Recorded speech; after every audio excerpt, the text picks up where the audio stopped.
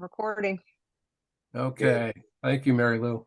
Okay, folks, today my name is Dave Allard. I am the chair of the Health Physics Society's History Committee, and we are here to interview Ron Kathren. Today is, let's see, January 11th, 2024, how time flies. And I am in Elizabethtown, Pennsylvania. Ron is at home in Richland, Washington. And we're going to have a nice hour interview with Ron, who's a former president of the society. And let me just read a little quick thing. I found a bio for Ron online. Ron is a professor emeritus, pharmaceutical sciences, Washington State University in Tri-Cities. He got a bachelor's, University of California. We're going to talk about that. I want to hear about that. And his master's of science in Pittsburgh in 62, continued his studies at Berkeley through 64. Ron spent the majority of his career out in Hanford, though he was employed Lawrence Livermore for a number of years. And his field was mostly applied health physics, emphasis in dosimetry, instrumentation, environmental radioactivity. And for those of you that have known Ron like I have for many, many years, he's a real buff history of the profession of radiation protection. So I'm going to just stop there. And I've got a few questions. Oh, I did want to mention, too, on the history side, I recently came across in one of my folders a very nice paper Ron did back in 1978, August 78. It's a Pacific Northwest Lab publication on the Health Physics Society's origins and development. And Ron, I'm going to try to get this posted on the Health Physics Society website in the next couple of weeks here too. So put that link in there with that wonderful paper of yours. So I'm going to stop. I want to stop talking, as my wife often says. I can talk to a tree, and we want to mostly hear from Ron. And Ron, I guess the first question I've got for you is maybe you could tell us a little bit about your early life, where you were born, where you grew up, your family, and maybe a little more on your formal education. Okay. Well, going back to being born, I was born in Canada. My mother was Canadian, and my father. It's a long story. I don't always like to tell this, but my father was actually taking he was also in Canada and was a Canadian citizen at the time. He had been apprenticed as a brewmaster. Oh, nice. But his whole family lived in the U.S., in Detroit, across the river from Windsor. Cool. There were no bridges in those days, no tunnels or anything. One of his uncles called him up and said, "Forget brewmastering. Come work for me." He was a butcher. He said, "I'm going to retire in 5 years. I'll apprentice you. And when I retire in 5 years, I'll give you my butcher shop." Nice. Too good an offer to turn down. So my dad jumped on the ferry boat, crossed into the United States. Now he's an American. Nice. In those days, the border was completely open from the north. Sure. And according to what he said, he later became a naturalized American. So my ancestry, at least I was born in Canada. People often ask me why. Well, my mother was there at the time, and I didn't have anything to say about it. So that was it. So did you become a naturalized citizen also? Not really. Yes and no. So you're an illegal alien? No. What happened was my mother's family had a branch in California and lived there for, I don't know, they've been there for more than 100 years. And the family, I grew up in Los Angeles. Gotcha. And I did all of my early education I went to, for anybody who's from LA, I went to Wilshire Crest Elementary School. I went to John Burroughs Junior High. I went to Los Angeles High School. I went to UCLA. I never left home getting educated. Nice. That was great. So do you have any siblings, brothers, sisters? I mean, I had a brother and a sister. Sorry about that. That's okay. My brother, they're both older than me. I'm the youngest of 7 first cousins. We Wow. all lived in the same neighborhood. We all grew up together. Nice. We were like brothers and sisters. I think I spent more time at my aunt's places than I did at mine. I never had a dog because we shared a duplex with an aunt, and she had a dog, so I Right. didn't need one. It was almost an idyllic growing up thing. And my grandparents lived across town. We had my wife's Nice. family. I just one quick thing, then I'll be Yeah. quiet about the No, family. that's all right. I was looking into our genealogy. My mother's maiden name was Foreman, and I found some guy I never heard of who was supposedly in our family line, and indeed he was. And he was Canadian, and I called him up and just, was telling him I was doing the genealogy. He said, "Oh," he said, "you're one of the little Foremans." And I'm very small, and my mother was like 4'10". Oh my. He Bless said, her. "You're the branch of the Foremans that moved to California decades ago and was never heard from again." Jeez, that's funny. So Ron, what were your degrees in again for your bachelor's and master's? Well, at UCLA, I was able, and they just started it. They just started a public health program. Oh, But excellent. it gave I wanted as broad an education in science as I could get, and that was it. Good. It was great. There weren't very many students. We had our classes in public health in an old government building that had been used during World War II. Wow. And there are a lot of veterans. I graduated from UCLA in 1957. So there are a lot of veterans there. And my first job, if I can skip to that, Yeah. was working for the LA City Health Department. I have the distinction of having had my picture on the front page of the LA Times Wow. with a plastic bag over my head. The Jeez. plastic bag thing was big then. Yeah. They didn't know who to give it to in the health department. They were told solve it, and this guy got a good physics background. Give it to him because the charge had been made that it would be stuck on the face by electric charge, by static charge. That's not true. Yeah. But what we did, it was a sad thing. There were many young people. The first child that I looked at, the first death I looked at was an 8-year-old boy. I'll never forget him. And he was playing spaceman. Oh, geez. Oh, God. And he had tied a carrot bag, a bag of carrots around his neck with his bathrobe tie. Oh, boy. Of course, they didn't have holes in them in those days. Passed out. Yeah. The wording that is on the current plastic bags was developed by my boss at the LA City Health Department. Okay. Wow. But at that time, we also did the radiation stuff, and that's how we got into health physics. Well, that was my next question, how you got into health physics. So you did the radiation for LA County, still an independent, they're big, huge population, 10 million people. So they're still we were the city. There were the city health department merged with the county many years after I left. Right. But we did there were no regulations, zero. Oh. Yep. And what we were doing was going out and looking at X-ray machines in medical and dental and veterinary offices, and also shoe fitting fluoroscopes. Yep.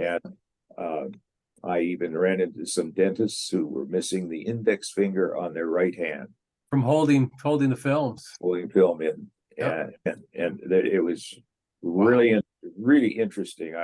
I remember one instance. It was a veterinarian. The veterinarian had died of leukemia. Oh yeah, yep. But his Wow. wife carried on the practice, and she hired a young veterinarian, and he would not take an X-ray. Yeah, yeah. It's funny because I used to go to my parents' dentist over in Cohoes in upstate New York, and his father was a dentist, and I used to look into the other room, and his dad, I don't think he actually did any work on any patients, but he'd tinker around in there, and he had an old Ritter, I think an old Ritter A or something. You can see that, I mean, bare wires, and I didn't think anything of it at the time, but looking back now, it's like, wow. So right, so that's how you got into health physics with the county, city, LA, and Yeah. so how long were you with them, and what was your next sort of Well, path, the I career? realized I needed. Well, I was doing all this radiological work, and I ended up with a job at Mare Island Naval Shipyard in the Oh yeah, nuclear sub program, cool. and I even met Admiral Rickover. Wow, wow. There's a story there, but I was gonna say, was that eye to eye? not quite. I'm. We were told, some of us Yeah, people, to assemble at 0800 yeah. in one of the construction supervisors shops, and to meet Rickover. Nice. So Tough guy. I'm a civilian, so we're sitting in there at exactly to the second. In walks Rickover. He gets introduced to all of us, shakes our hands. 5 minutes later, we're out the door. Yep. I finish this story by saying, about 6 years later, I happened to be in the San Francisco red carpet room of United Airlines, and there sits Admiral Rickover. Wow, wow, wow, wow. He always wore a navy blue suit, by the way, and not his naval uniform. Anyway, I walked up to him and said something about that, and he said he remembered me, and he remembered our meeting. I was floored. Nice. It would be one thing for me to remember him, but Yeah, it yeah. was I. The guy was phenomenal, and he was busy working, and he didn't Yeah. want to talk. So Yeah, that I have a picture of him out at Bettis Atomic Labs here, where that is outside of Pittsburgh, and yeah, I've got a picture of him. Some of the early reactor, they did a lot of the reactor work out there. So after LA, what was your next? Was that to grad school after that, or? Now I went to the I worked for the Navy for a couple of years. Then I went to grad school, and Were having you doing grown that up part-time? Was that full-time or part-time grad school? full time. Full-time. Good. Uh, That was Pittsburgh? yeah, there are a lot of stories there, but that was what really changed my life. Yeah. And Who was out there at the time? Was Neil there? Neil? well, I thought Herman Sember was there. Yep. And as soon as Herman heard that I had been accepted at Pitt, he took a job in Europe. I used to kid him about that. Was it a sabbatical, or he just? He went to I think the International Labor Office or something for ILO. Sure. Yep. Yeah. Yeah. But Alan Brodsky was there. Oh yeah. Alan, I owed, fabulous. Yeah. Either one of those guys would have been a fabulous lead professor. Yeah. he taught me science. We became very, very close over the years. And then and we used to get together at the annual meetings with Herman. Yep. December. Those guys, the debt that I owe Alan Brodsky, the only way I can try to repay it is by doing for my own students what he had done for me. He really taught me science. A quick one about Alan. Alan was one of the quirkiest people you'll ever meet. And I've known Alan for many years. God bless him. Yeah. Well, he used to run the seminars at the grad school. Yep. Only they weren't on campus. They were always held in the Fort Pitt Tavern. Pub. Yep. That's the best place to have a seminar. Yeah. He was really something else. And I gave one of those years ago. Dan Strom was out there. This is in the 80s, mid 80s. I gave a talk out there. But yeah, Dan had me out. You know, you mentioned Dan. His name will come up later because he is one of the. You had a question in there about people that I may have. Yep. Uh, Teachers, mentors, associates during your career. Dan, Yeah. Dan is now out. Has been out here for years.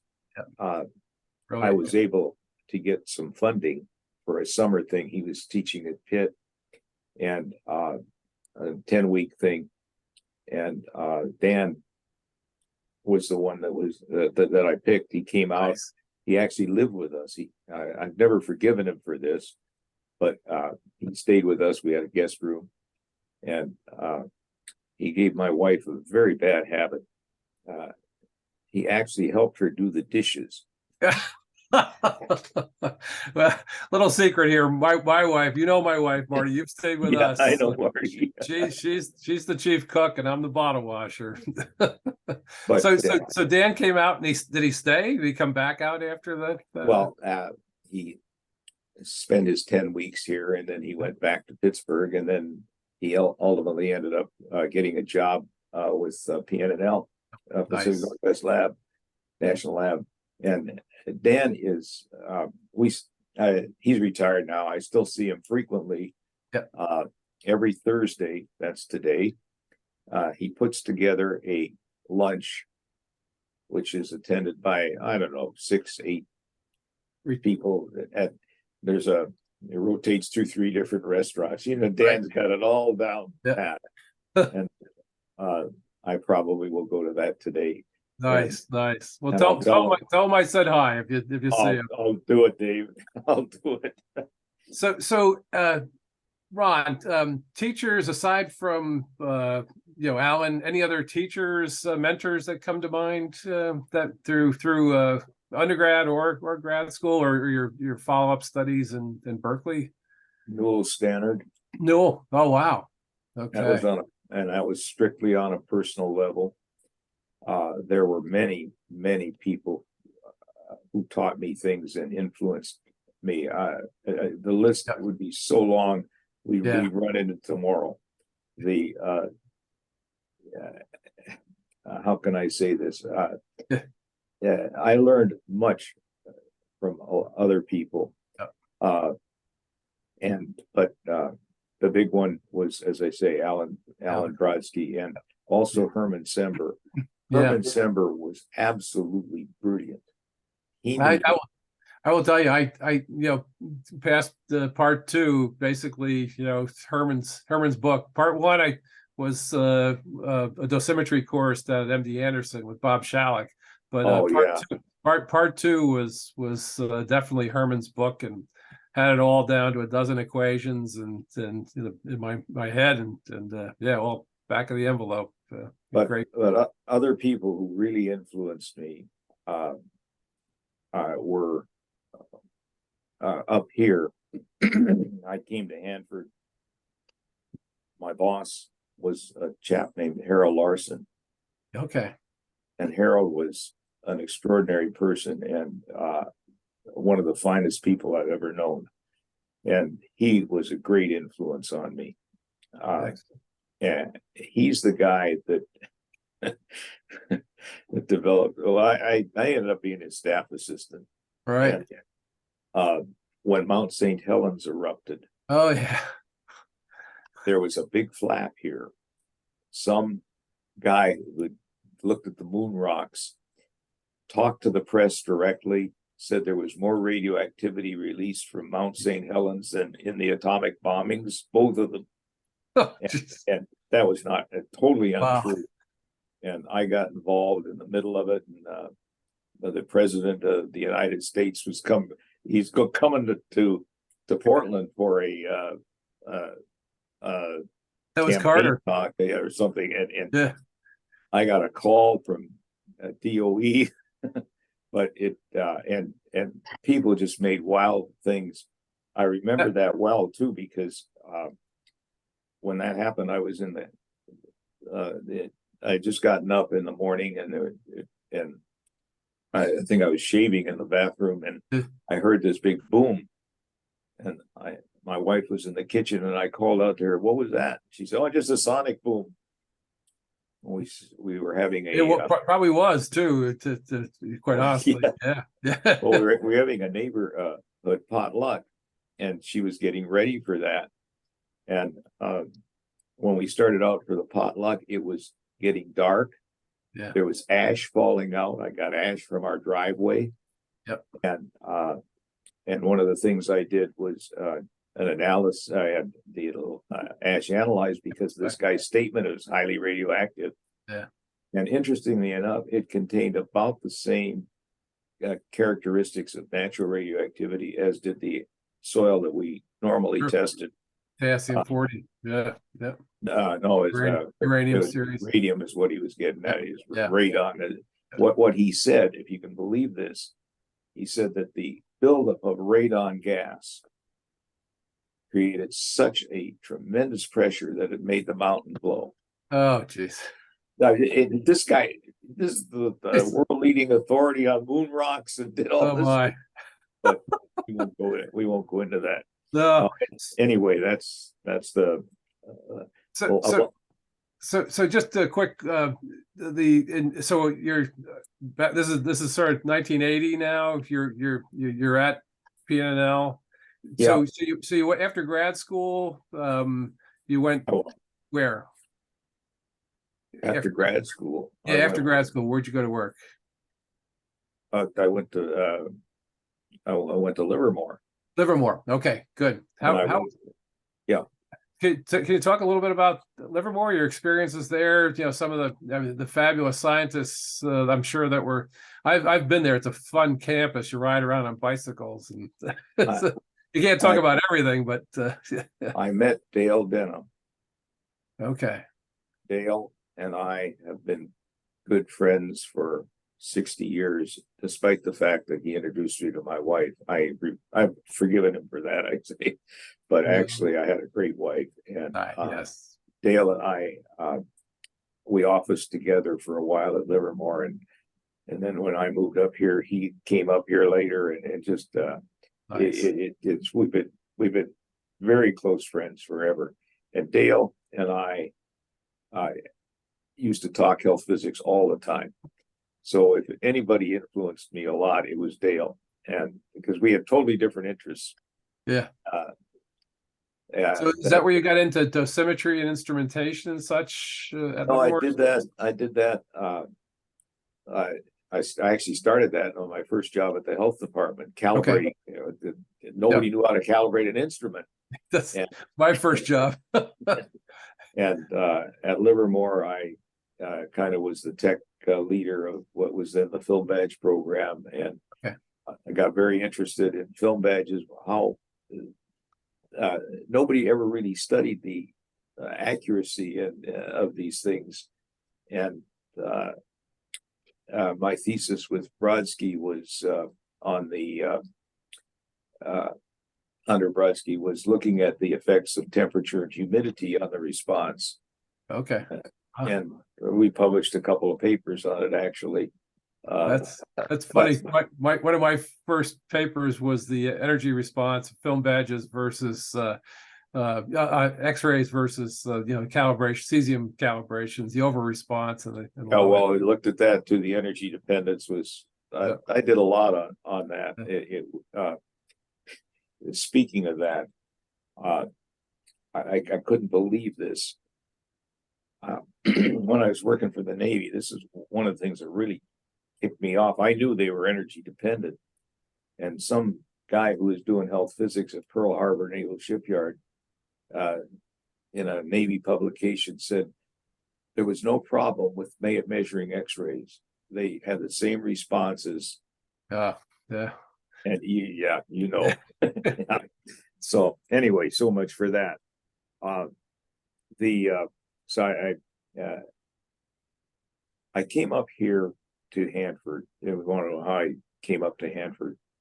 I was just starting out, a young kid, came up to some kind of a meeting, and I was driving down the main drag of Richland in a rental car, fiddling with the radio, and on comes the Spanish language station. Well, I grew up in LA. I had a lot of friends who were Latinos, and the first thought that came into my mind was, I'm home. And I had the same, I think, epiphany that Brigham Young had. This is the place. And I really liked this place. And I said, someday I'm gonna Nice. come back here. Nice. And I ultimately, by the strangest set of circumstances, met my wife, who was a third generation Washingtonian. Oh, They don't like wow. They don't like Californians up here, but we moved here and we in 1967 and lived here all that time. I had a lot of good things happen in life. Yep. But the two best were I had a wonderful career and I had a wife that was incredible. Yep. No, I know, Ron. I'm one of those lucky guys myself. Yep. Yep. And you had two kids, a daughter and a son. Well, we actually had three. Three. Okay. We had another child. My son is a twin, but he was a twin. He had a twin sister, and she had an accident and died. Oh my, sorry. Yeah. At the age of 3. Oh boy, jeez. So when you got to PNNL, we doing dosimetry. What year was that? Oh gosh, I think 67. Okay. I took a job as manager of external dosimetry, and one of the things that was rather interesting was that we had done a 3-way comparison with Los Alamos on Los Alamos, Livermore, and Hanford on measuring the K fluorescence radiation from plutonium. Right. And as it turned out, that University of California ran both Livermore and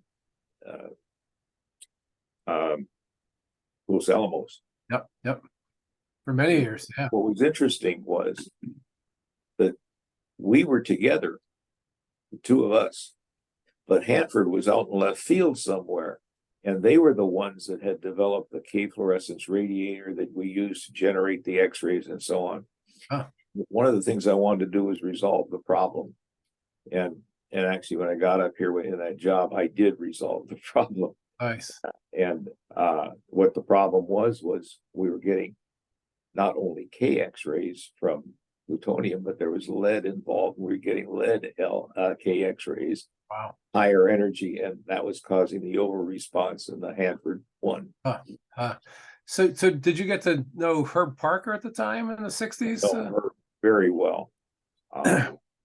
Herb, I could tell you a lot of Herb Parker stories. There is at Washington State University, it had been started at Patel after Herb died, the Herbert M. Parker Foundation. Yep. And I'm pleased to say, and my wife and I endowed a scholarship through the Parker Foundation for science majors. Nice. And they've done a lot of good. That was formed by Bill Baer, by the way. Yep. And very nice. So back in the 60s, 70s, how long were you with Battelle Pacific Northwest Lab? 60s through 70s? About 5 years or so. And okay. The major reason for moving was the little girl that we lost. Yeah. Had some birth defects, and at that time Richland was 20,000 people. Well, the whole area was 50,000 people, and did not have the ability to care for her medically. Okay. And so I found a job in Portland, and my wife and I never left Richland. We still maintained our voting residence here. We always knew we were coming back. So were you at the reactor there? Were you at? Yeah, I was involved with the Trojan reactor. Trojan, yeah, that was been there too. Yeah, and it was, the politics in that company were horrible, and I'll say this, there are a lot of good things I could say about industry and the company there. Right. There are a lot of bad ones too. Right. And Yeah. the I remember one meeting we had with actually the CEO of the company about we're building another plant. I was in the environmental guy, and something about a fence and it's Eastern Oregon and tumbleweeds blowing, getting caught in the fence. And the CEO said, well, we'll do it this way. We know what's best for them. And that attitude is not my attitude. Those people live there. But anyway, those So were, after Trojan, where did you go after Trojan? I came back to piano. Yeah, gotcha. Okay. So and how long were you, when did you leave Pacific Northwest Labs? gosh, that's hard to remember. I came back, I had a faculty appointment at the what was called the Joint Center for Graduate Study. Right. I thought it was the Center for Joint Studies, but I learned that was there were no joints there. But they had a program. It was the Joint Center because there were 3 universities, and they were created to provide graduate education for the Hanford people. Nice. And I was given a professorship in the University of Washington's RAD-Sci program, which is now defunct. Right. And I actually ran that for years myself. Nice. My happiest professional hours were spent in the classroom with students. Yep. I get it. Yeah. So how many students did went through that program with you? Well, when I got into it and took it over, there were like 30 some programs from the 3 different universities. Right. And it was I think we were the second smallest. Okay. Yeah. Typically 2 years later, we were the second largest. Nice. I advertised. Nice. Yeah. No, I really did. I really did. And I did a lot of things. I became the program coordinator there, which is like the department. I really had 2 jobs. Yep. They meshed. And you had a good pool of potential students there too at the Hanford site. Well, yeah, I had some really great students.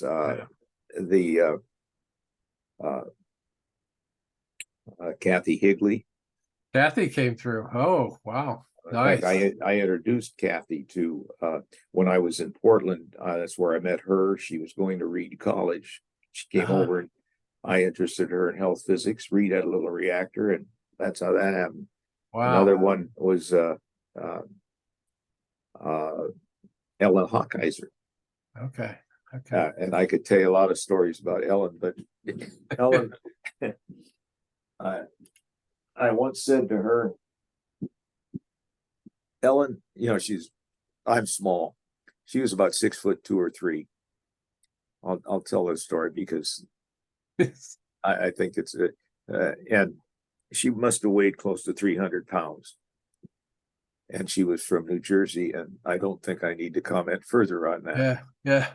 But one day I said to her, Ellen, you are arguably my best student. You are unarguably my most obnoxious. But you have to understand, Ellen's father was deceased. I was like a father figure to her. Nice. And I'll say this: you think I'm a dirty old man or something, but I loved her like I love my own daughter. Yeah, very nice. She was just and she was one of the people that I really influenced in the field. She was brilliant. The sad part of it is she'd get jobs. She got a job at Hanford, but they wouldn't let her do what the men did. Okay. Yeah. And I can't ever remember. Sadly, that's the times. Yep, there was that glass ceiling. Yeah. And you know, Kathy's now going to be the president of NCRP. Yeah. Yep, Well, good for her. that's great. It's Yep. well, I can't remember who it was, but one of her other previous undergrad professors had and I got together and we got her into Arizona State. Okay. And she's an assistant professor and she's just going gangbusters. She and I were going to put on a 2 week or 1 week in one of those training courses, you know, at the health physics meeting in the summer. Summer school. It was December, and I just finished the outline of what we were going to do, and I was getting ready to mail it. My phone rang. It was her department chairman. She had died. Yeah. What a shame. Yeah. And she knew she was dying, and she told her department head when she died to call her mother and to call me. Yeah. So I was a surrogate father. Yeah. But I'll tell you, she was absolutely brilliant. And, yeah. And the idea. Yeah. I mean, I'm not by no means a women's liber, and I'm not into this DEI or whatever the heck it is, but there's an awful lot of intellectual talent. And I often ask, because we discriminated against women and minorities, how many Einsteins and Madame Curies did we lose over the years? No, I know, and I'm so glad to see the change. A good friend of mine's mom, brilliant lady. She became a chemist. She actually went to undergrad in Albany with my aunt, and she wanted to be a physician at the time. She tells me this story years ago, and at the time they didn't allow women into medical school. Yeah, it was crazy. Yeah. So Ron, so just because we've got about 20 minutes left here, excuse me. Some of your maybe you mentioned instrumentation. I know you did a lot of work. Maybe the registry, transuranic registry. Your work with that and some of the technical focus areas aside from instrumentation. What sort of radium and other things you've done? Technical areas focused during your career. Well, environmental. I wrote a book on environmental radioactivity. Yep. And that book is notable because it had more errors per page than any other book ever published. It was the first book ever done electronically by the publisher.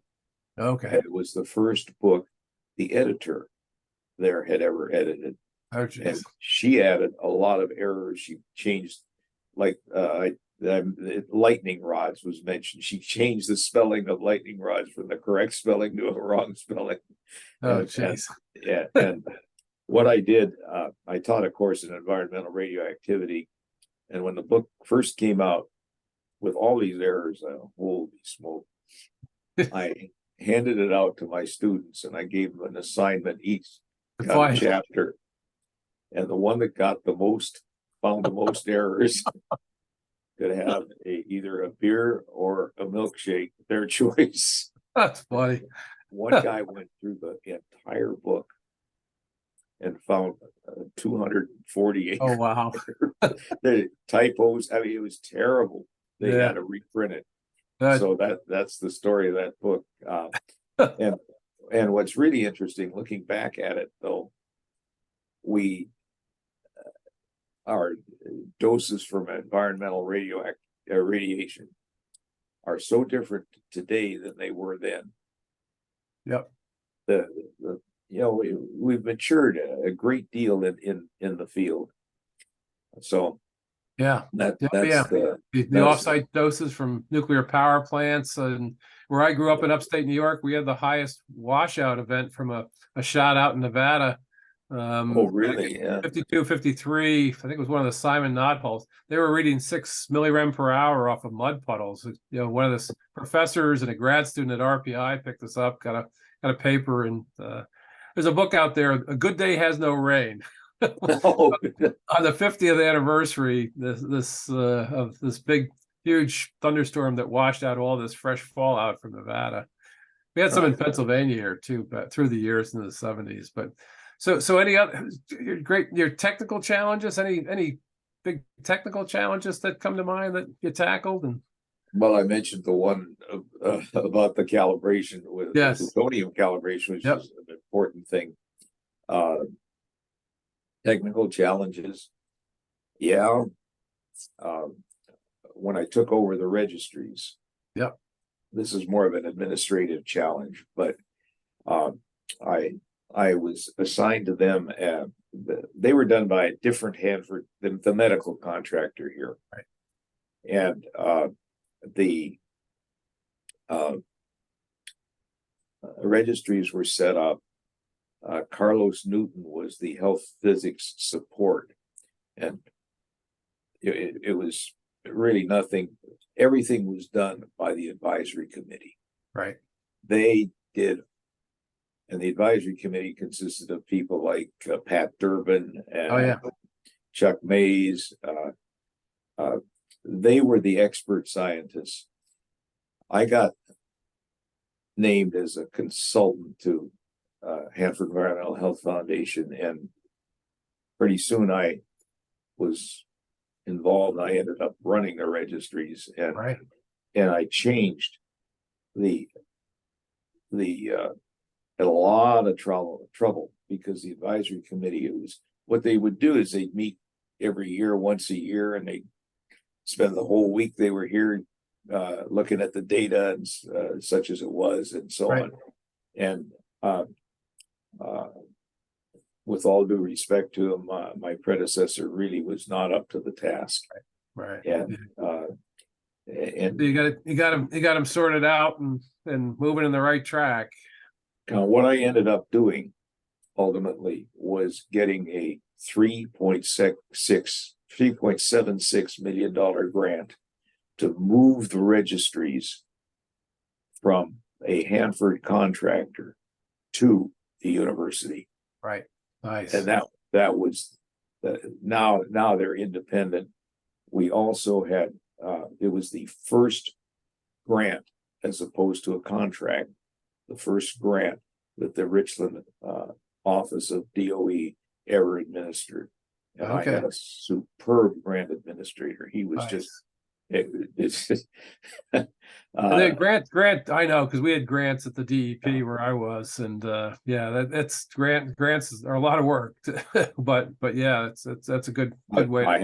I had a lot of bucks, and I was able to expand the program, and it had always been more run like a medical program or a fun thing for like Chuck Mays. Herb Parker, by the way, was on the advisory committee. Okay, yeah. Also.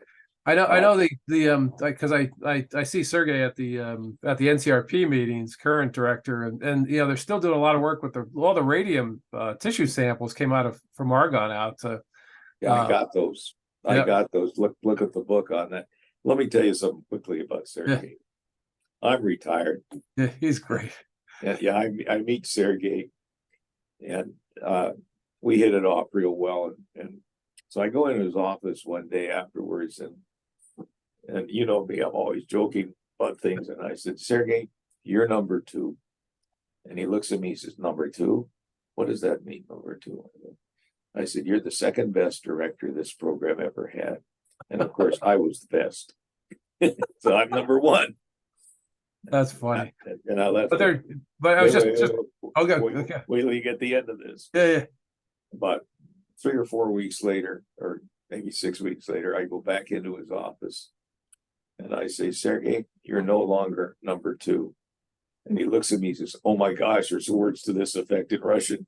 He says, what am I, 3, 4, 5, 6? I said, no, you're number 1. I'm number 2. And I walked out. And I hate to admit it, but he has done an even better job than I thought I had done. And I thought I was I really changed the whole picture of the registries, but he is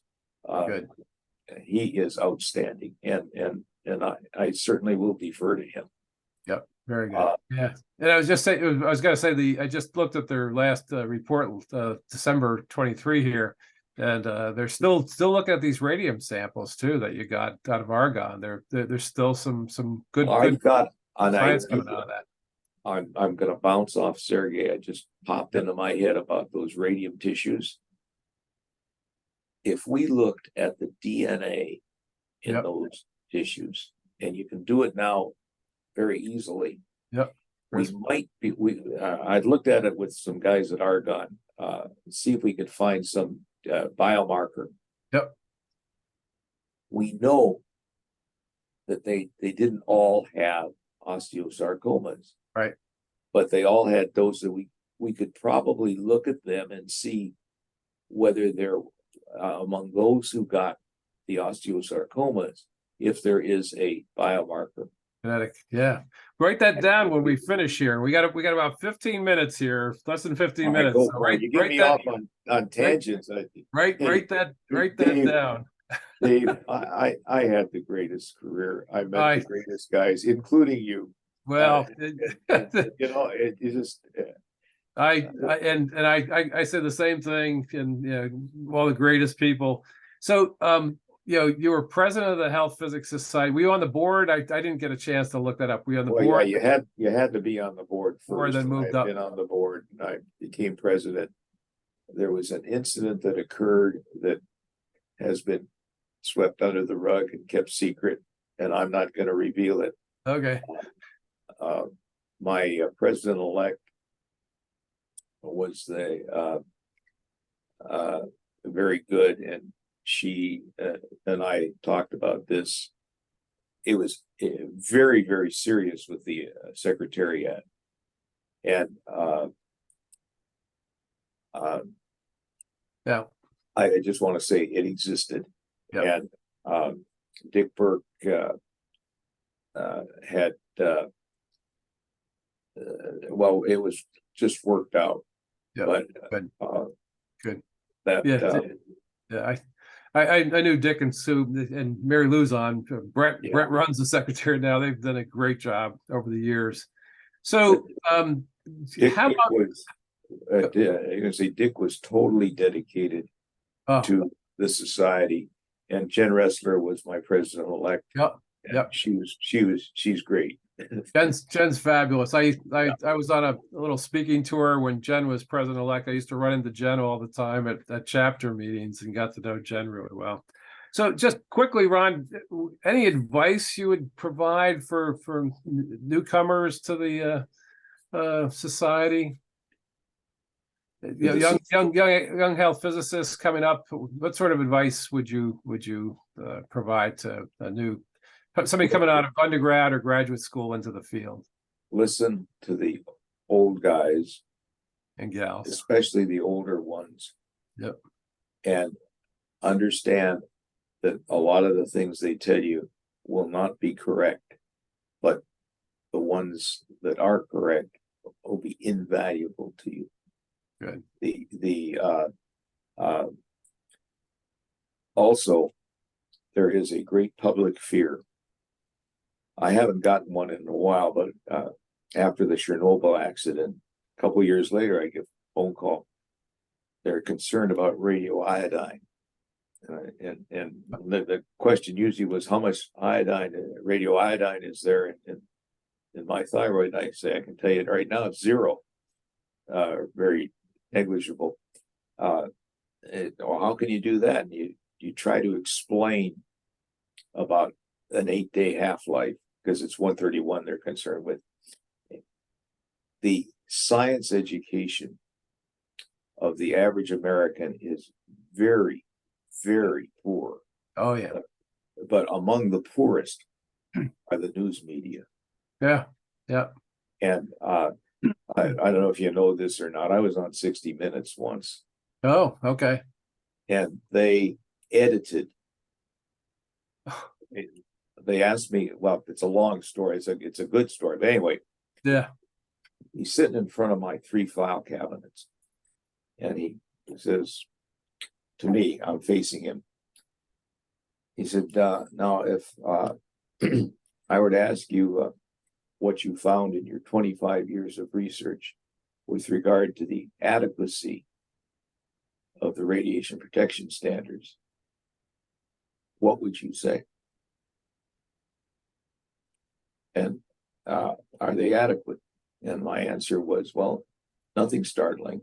I think they have in them the measure of safety that the framers of them wanted them to have. They were done conservatively. That came out on television like this. And we asked him what he had found in his 25 years of research. And the answer, nothing startling. Click. Jeez. Oh God. Yeah, I think 60 Minutes has that sort of knack of editing up interviews. We're not going to edit up this interview, Ron. Well, I tell you, Promise. They called me. They've called me a couple of times. I told them stop calling Yeah. because of the use of uranium munitions. And they're not the only ones that are dishonest. Yeah. We live at I literally live 5 miles as the crow flies from 3 Mile Island.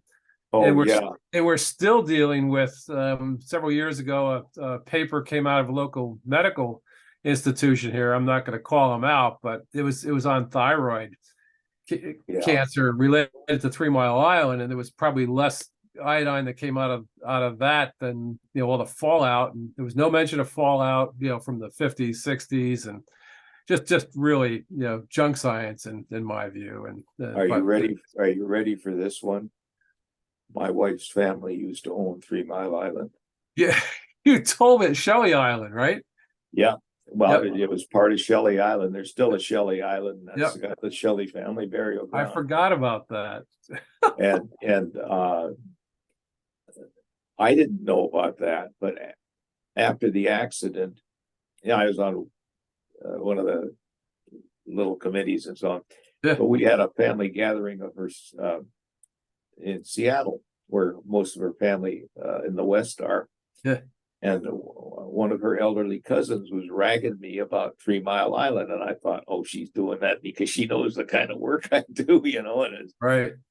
And doggone if I didn't check it out. And in fact, the Shelley family was owned.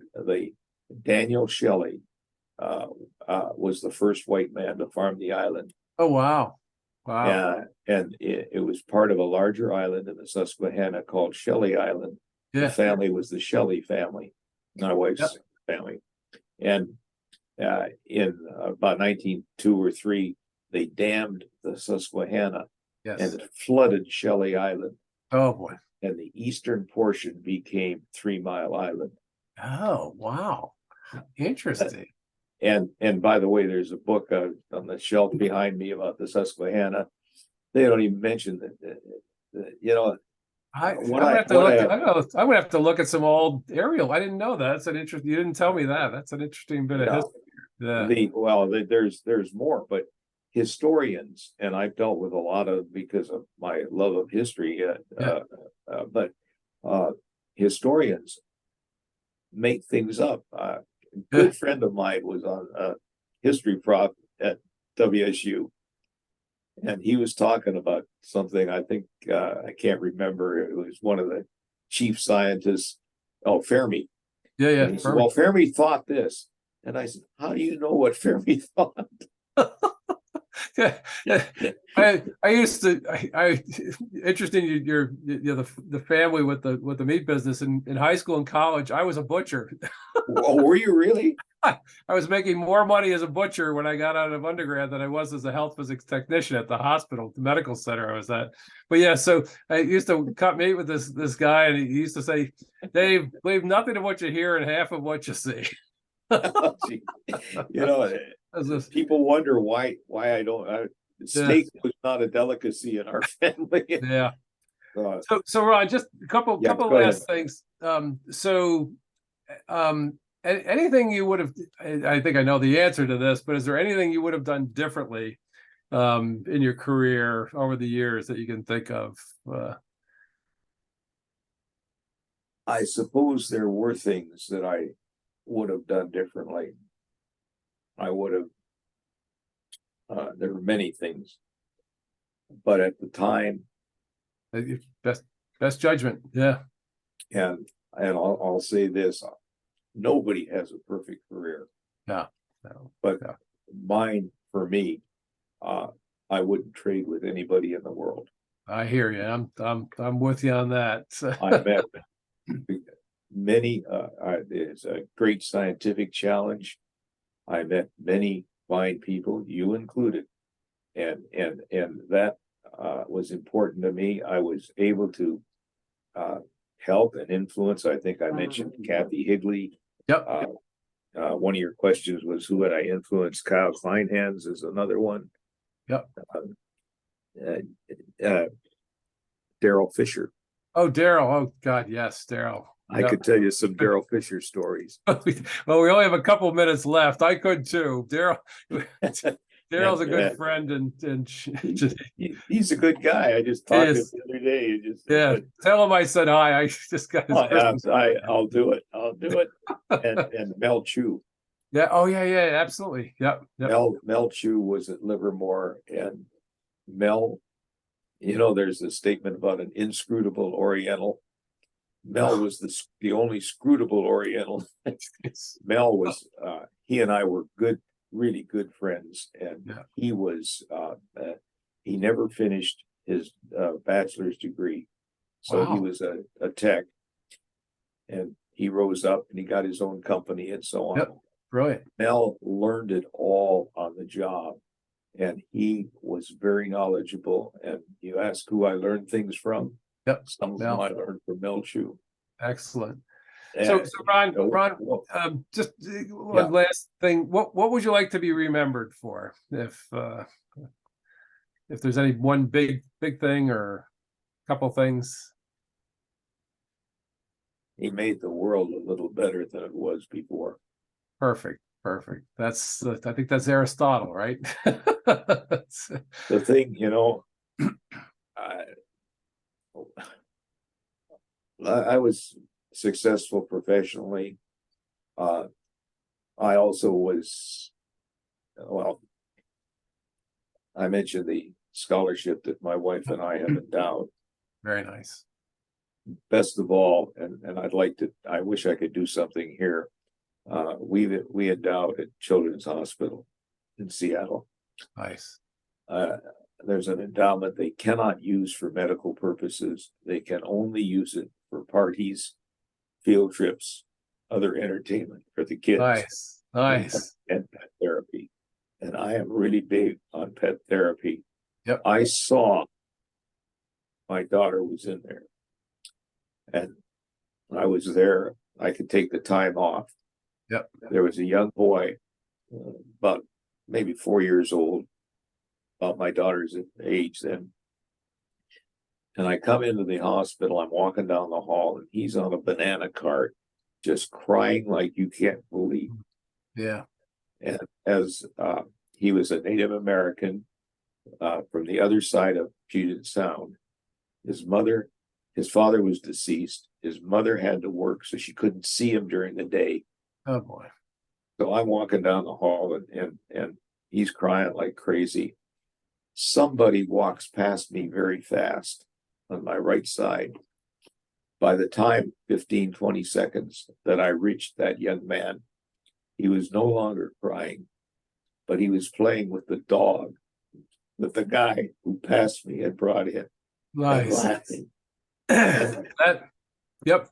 Pet therapy and music therapy really.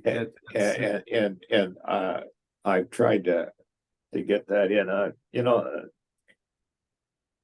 My kids don't need anything financially. Right. Yep. And I'm trying to look into setting up some kind of a deal where pet therapy can be expanded. It's It's important. Yeah.